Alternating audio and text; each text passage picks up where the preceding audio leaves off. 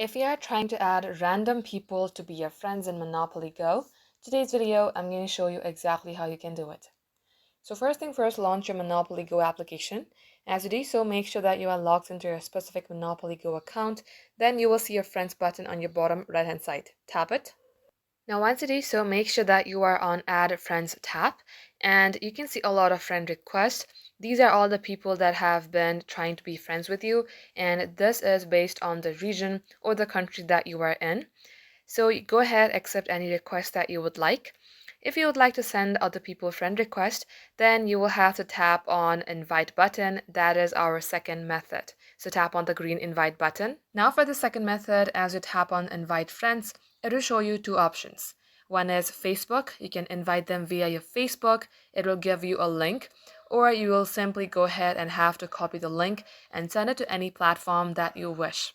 And if they accept your request, they will be able to be friends with you and you will see them onto your timeline or leaderboard. And you can also play games with them.